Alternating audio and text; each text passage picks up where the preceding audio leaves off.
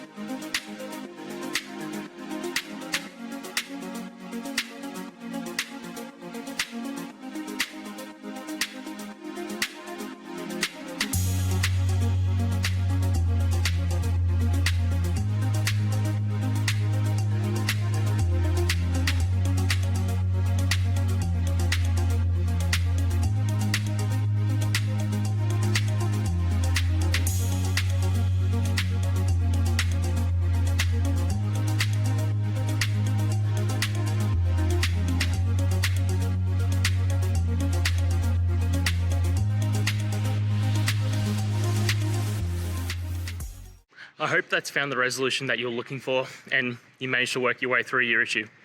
Please, if it did help, hit subscribe. I'd really appreciate it. And until the next technical time you need help, have a good one.